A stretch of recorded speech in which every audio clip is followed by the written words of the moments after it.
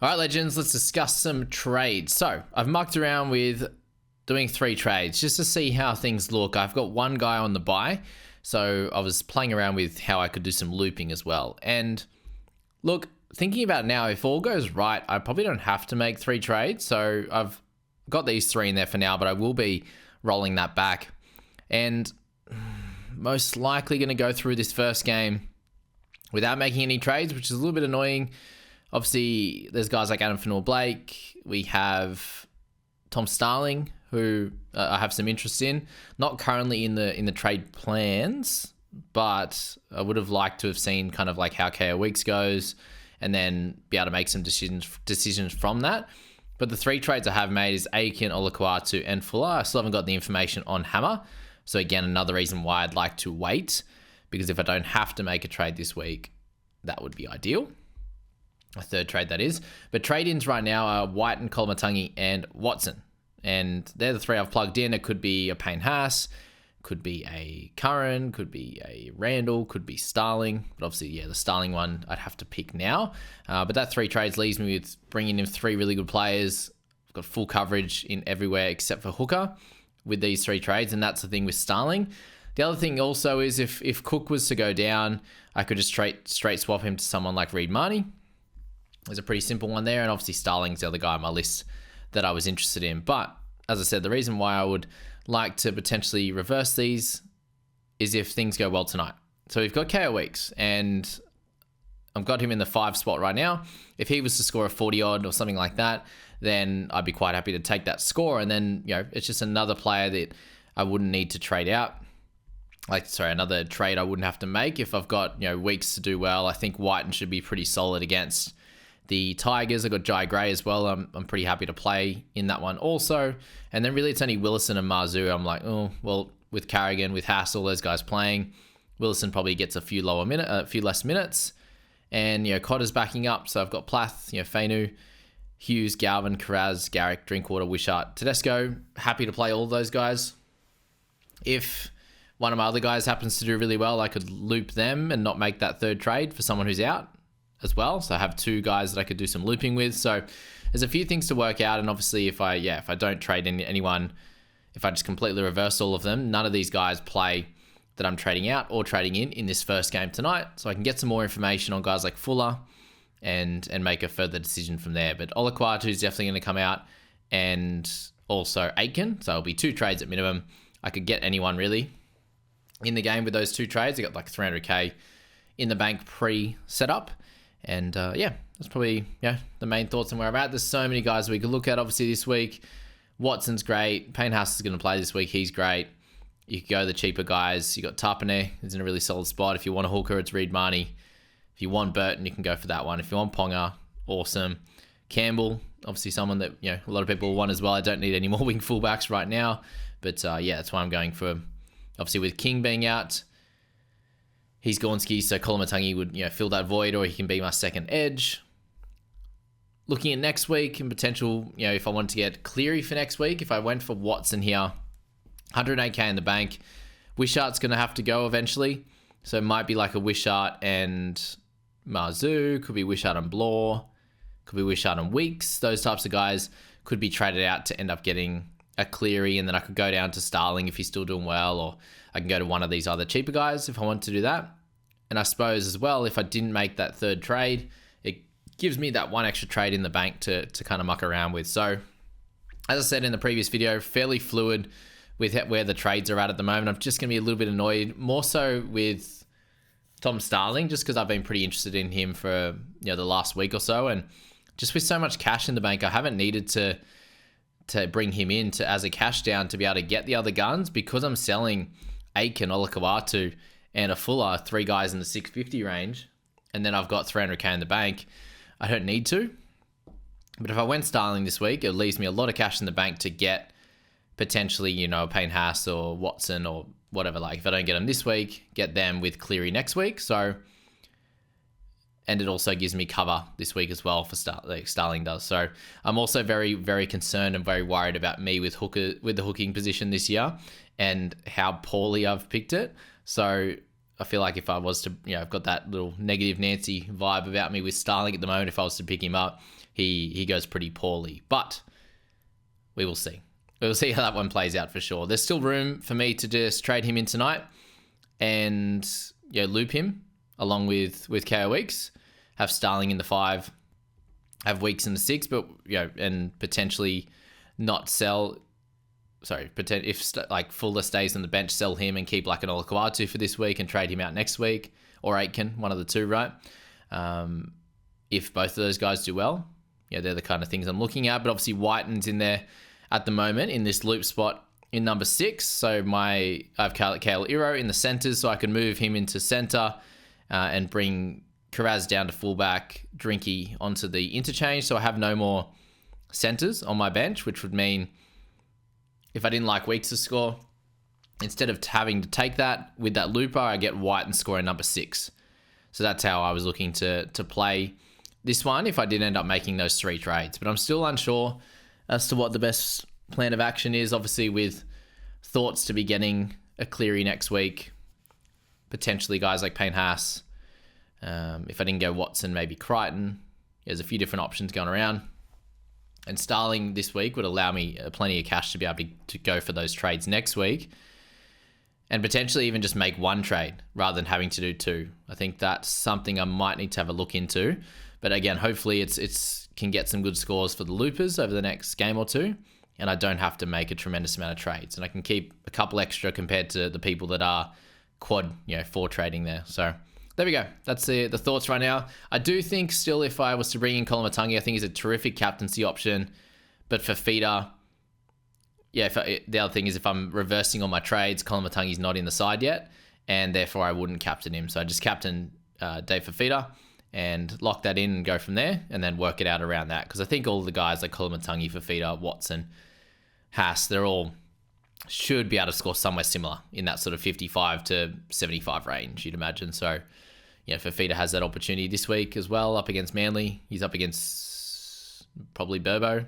Yeah, Burbo's going to come in that right, so you might be able to, do well on that side with DCE and all that kind of stuff. So, and, Garrick makes lots of runs, so he'll get good defensive stats and all that kind of thing. So, yeah, that's probably where I'm at. I will reverse that and might jump on Starling. We'll see how things play out. I'm still working it out as the information comes through. So let's check out the tipping as well while we're here. For those of play along at home, I did unfortunately tip Queensland, which I said I would anyway, but I'm now tied in my the Browns tipping comp. I'm 7th and 9th in the private group and the open comp. So shout out to Heath, who's still up top with 96. I'm 91 now, so 5 back.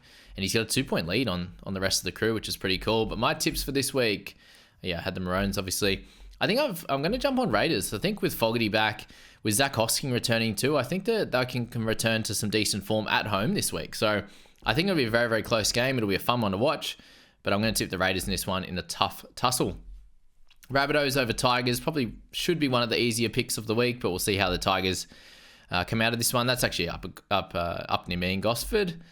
Knights and Broncos. With the Broncos, Stars all backing up, it makes this decision a lot easier. So we'll stick with the Broncos, absolutely needing a win. So the Knights, obviously, they're both very similar. Well, Knights are ahead of them in the ladder by 1 win, so this is going to go a long way to getting the Broncos to to actually overtake them. If they win this, they'll overtake the Knights.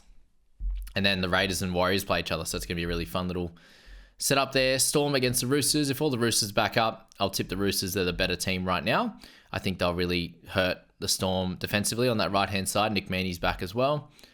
Panthers up against the Dolphins. We'll have to go with Panthers with Cleary back, even if they have a few guys out, obviously, but they've still got such a good gun team. Eagles up against the Titans. I think this is a very, very tough one as well, with Titans playing pretty good, but I'm going to go with the Eagles if DCE is back. You got Turbo there doing good things as well, and Gerbo there. Titans, doing good things, but away from home. If they were at home, I think I would have tipped them. Away just gets the edge for Eagles, but the odds say that they're heavily favoured. Very interesting. I think it'll be a closer match than that shows. And then Cowboys up against the Dogs. Dogs are the better team currently, even though Cowboys are at home. I think the Dogs are a great value there. And I'd be tipping them in this one. They're a very, very good team. So expect everyone to back up from both sides. And I think that's why their odds have really improved on that front. But anyway, that is the tips. Okay. For SuperCoach side of things, I have an Appy worry and I have an Olakau'atu issue. The Olakau'atu one is such a killer. But I think what I'm likely going to do is in bringing in a hooker, it's going to be the great man himself, Connor Watson, is the play. And then for the 2RF position, I'm actually going to move Curran to the second row forward, and I'm going to be looking to grab Adam Fanua-Blake. So at 562k, he's very, very cheap, and I think just with myself having 13 trades down to 11 after the 2 this week, I'm looking to get as good of a score week to week because I have those extra trades as well as I can. So Adam Fanua-Blake, I think, can do a good job tonight, and will scratch my itch for having Adam Fanua-Blake in fantasy, I think. And Watson might be a similar vibe. Having him here in SuperCoach means I might not have to. Well, I want to grab him in fantasy, but I might not in the end if I can manage to save a trade. We'll see what happens in that one. But yeah, Watson comes in. I'll have Terrell May, Adam Fanua-Blake, Fafita, Eli Katoa, Curran, Plath, and Kaipius Paul most likely. Hughes, Campbell, Galvin, Holmes, Garrick, Osako, and Greg Marzu. And if Greg doesn't play or whatever happens here, I might end up still playing Isaac Tungo over Greg Marzu anyway. We'll see how that one plays out with him dealing with that cork. And then I've got Turbo and James Tedesco down there. So that'll be a fun little, fun little setup this week. That's where I'm going to go with this squad, I'm pretty sure. So we'll leave that there, and we'll get into the head-to-head side for the fantasy now. 2 trades have been made. Payne Haas comes in. Pretty exciting one that is. And if everyone ends up sticking in and playing this week, then we'll be sweet. And I will be doing some looping down here, that's for sure. So Starling's going to end up in the 5 slot there. Weeks is going to go in the 6 slot, which will make things a little bit helpful. So we've got Iro and Nikora, along with Madison and Blaze Talangi there. So we can very easily loop Weeks from down there. And yeah, that's if I want to make any further trades. So currently I have 17 on the park. The 2 trades that are being made are Brendan Hands and Maxi King for Starling and Payne Haas with 0k in the bank. Pretty cool, that one for sure. I'm sticking strong with, well, obviously I need 17 this week, so I'm happy to make that Hands to Starling trade in this one. Not going too hard, leaving 7 in the bank, which is cool. And yeah, obviously need that extra player on the field, and then next week I can have Madison there, and likely to score better than Hands if he's in the starting side. Again, likely doesn't always happen, but yeah, it leaves me in a pretty solid spot. I do need to win, obviously, a couple of matchups here to try and get in that top 4, make sure I'm there, but I do need to have trades available for the head-to-head finals as well, which I'm in a lot of them, and yeah, pretty excited for that as well. So we'll do some looping. If things go really poorly, if we have an early concussion or something like that for these guys tonight, then what I will do is make that one more trade, I think, just to make sure I get a good score. And if it's someone that I'm looking to move into my side anyway, happily trade a Talangi or a Madison to get there. Cotter's playing, Haas is playing as well. Going to captain Kolomatangi again. It worked last week, so I'll stick with that again. Got Campbell, Teddy, Wishart, White and Garrick, Galvin, Plath, Blore, Fafita, Sipley, Kolomatangi, Cotter, Reed Marnie, and then we've got Drinkwater, Starling, Weeks, and Haas on the bench. So pretty excited about that. It's going to be a fun week, this one, and we'll see how things roll out. Just keeping it super simple on this side, just getting pretty well the best mid in the game right now, and for the rest of the season. I don't have any Broncos in this side, different to my overall team with Willison. So it would add a second Bronco there. I could have looked at obviously a Watson or something like that, only having the one in Tedesco, one Rooster anyway. So there's a few things to look at, but I do think just to lock in Payne Haas, I don't think I'm getting him in my side, just because I want to leave a bit more cash available for Cleary next week in my overall team, and just to have that safer captain from next week once his chances of hamstring re-injury have subsided, and then we can get a few tons to finish the year. That's kind of where we're at. So that's head-to-head side. Let me know your thoughts on that one and what you're doing this week as well. We move quickly to the head-to-head side for SuperCoach as well. It's an all-in week for me in this one, just making little updates to the squad. It's a pretty funny one, actually. I'm up against the guy that's coming like 20th overall or 15th or 10th or something in Martin. He's first in my league, and then I'm coming up against 4th in the other one. So it's a must-win week for me, this one and next, I think, to get into the 8 at least. And the 2 trades I'm actually going to make is actually to bring in Matt Burton.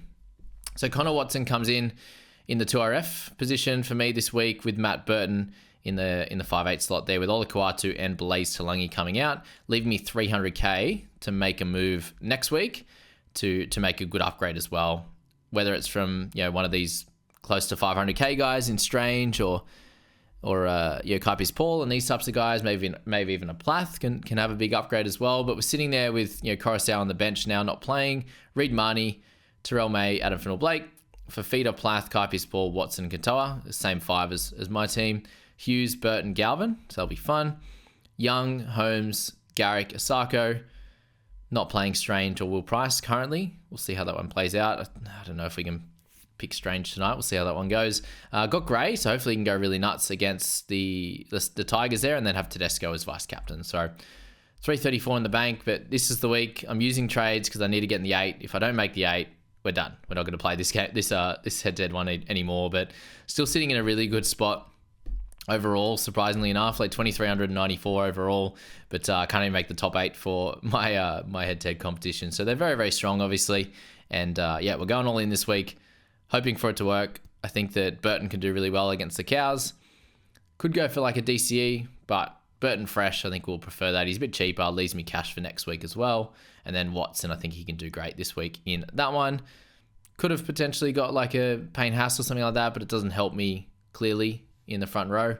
Having Adam Finnell-Blake and Terrell May this week. Could go for like Curran, who's cheaper, but we'll muck around with that next week if we need to do something like that. So there you go, guys. That's the trades for the week, the tips as well.